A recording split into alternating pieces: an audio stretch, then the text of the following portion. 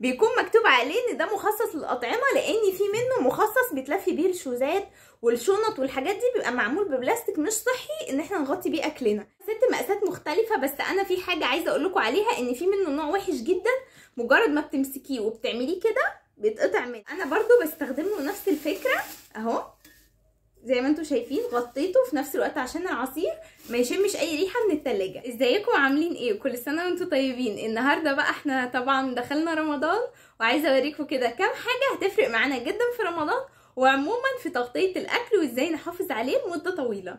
اول حاجه هنجرب احدث حاجتين في الموضوع دوت، وهي الاكياس دي والتغطيه دي، وكمان هنجرب الحاجات التانية اللي احنا متعودين نستخدمها. اول حاجه الباكت دي بيبقى فيها 100 كيس، انا جايباها ب20 جنيه، ولكن شفتها في اماكن تانية ب25 جنيه. اهو بيكون شكلها كده، بتمسكيها كده تفتحيها اهي، شبه اللي هي بتتلبس على الراس دي، يعني الشيف وكده، بس هي بتغطي بيها الطبق او بتغطي بيها اي حاجه انت هتشيليها في التلاجة. ده شكلها لما بتغطي بيها الطبق، بتكون سهله جدا في رمضان وعلى الفطار، وبيبقى مننا اكل كتير دايما عموما، حتى من غير رمضان، او فاكهه او اي حاجه انت خايفه عليها، حتى حاجه تقف عليها كحشرات او كده، ممكن تغطيها زي كده، هتفرق معاكي جدا. كمان الفتره الاخيره بسبب ان الحاجه غليت جدا، فالاسترتش اللي بقوا يستخدموه في المحلات بيتقطع بسرعه جدا. بصوا مجرد ما تجيبيها تلاقي الطبق اتقطع الاسترتش من عليه. كان الاول بيعيش اكتر، بس هم بقوا يسترخصوا بقى. فبرضو نفس الفكره، ان انت بتحطيها في الطبق اهو كده، وكده غطيتي الطبق اهو كامل، ومفيش اي حاجه، حتى الاطفال بتقطع الاسترتش، فده كمان بيبقى سهل معاكي جدا في الاستخدام. صراحه الاختراع ده عجبني وتحفه جدا. تاني حاجه معانا وهي العلبه دي انا جبتها ب22.5، هي في 6 قطع، في منها اللون الازرق ده، وكان في منها اللون اللي هو الشفاف الابيض. انا طبعا اخترت الشفاف عشان خاطر ابقى شايفه الاكل، انا بحب اشوفه، يعني لو باظ، لو حصل له حاجه تبقي شايفاه ومتابعاه من البلاستيك ده او السيليكون. هما 6 مقاسات مختلفه، بس انا في حاجه عايزه اقول لكم عليها، ان في منه نوع وحش جدا مجرد ما بتمسكيه وبتعمليه كده بيتقطع منك، فانت خدي بالك ان انت تجيبي نوع يكون السيليكون بتاعه كويس، ولما تشديه على الحاجه ما يتقطعش. يعني في نوع انا جربته عند حد قبل كده، مجرد ما مسكتها وشدتها راحت مقطوعه. لا دوت كويس جدا، وعجبني جدا ان هو فيه مقاسات كتير اهو، شايفين هو جديد اهو، لسه جايباه، وده الشكل اللي هو كبير، بياخد طبق كبير. كمان عجبني اصغر مقاس فيه، حلو قوي لو انت مثلا عامله مشروب او حاجه وقررتي ان انت مثلا مالكيش نفس تشربيه، او هتشربيه كمان شويه وفي رمضان بقى والعصاير والحاجات دي، تقدري ان انت تغطيه بالطريقه دي وتشيليه في التلاجة. انا عن نفسي ما اقدرش اشيل اي حاجه في التلاجة مكشوفه، ابسط مثال ان انا اغطيها باي وسيله من اللي انا قلت لكم عليها دي، لاني بصراحه انا بحس ان الحاجه ريحتها بتغير وطعمها كمان بيغير، وبتعمل وش كده من فوق، فدي كمان حلوه قوي للكوبايات.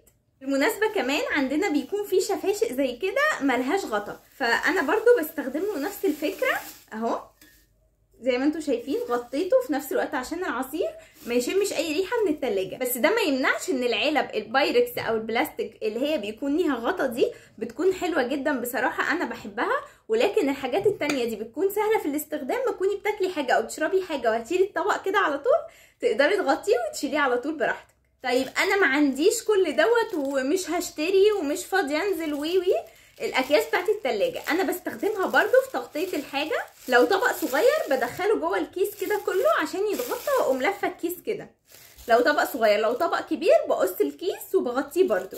دي اقل مثال لو انت بقى خلاص ما عندكيش وعايزه تغطي الحاجه تغطيها بالكيس البلاستيك. لكن دلوقتي بقى هنيجي لاهم نقطه، وهو الاسترتش ده تحفه جدا. انا بجيب البكره دي زي بتاعه المحلات، بصوا كبيره ازاي. البكره دي ممكن تقعد معايا 2 او اكتر بدون مبالغه، لان هي تبان لكم كده هي مضغوطه وفيها كم كبير جدا، وهاتيها اهم حاجه من مكان موثوق منه، عشان الاسترتش بتاعها يكون بيلزق على الاطباق مش بيقع، لان في استرتش مش بيلزق على الاطباق، وكمان في استرتش بيكون مش مخصص للطعام، بيكون مكتوب عليه ان ده مخصص للاطعمه، لان في منه مخصص بيتلفي بيه الشوزات والشنط والحاجات دي، بيبقى معمول ببلاستيك مش صحي ان احنا نغطي بيه اكلنا. لكن اتاكدوا ان هو يكون للاكل، يكون للاستخدام بتاعنا، يكون الاسترتش بتاعه بيلزق كويس على الحاجه وما بيتقطعش بسهوله، يعني ما تمسكيه وتشديه. بصي انا بشده اهو بيتقطع بعد شده قويه، مش اول ما تمسكيه وتعملي كده تلاقيه اتقطع. شايفين؟ فبجد هيفرق معاكم جدا. الاسترتش ده حاجه تحفه جدا في البيت. في البكر الصغير، ولكن بصراحه انا بحب اجيب البكره الكبيره دي واكبر دماغي بقى، ما اجيبش كتير جدا. يعني دي انا جايباها في حدود 140 جنيه، تقعد معايا زي ما قلت لكم ممكن سنه ونص او سنتين ويمكن اكتر حسب استخدامك عليها. بغطي بيها لو انا جايبه بطيخه، بغطي بيها نص البطيخه كده لما بقطعها، بغطي بيها كل حاجه. الاسترتش ده بجد.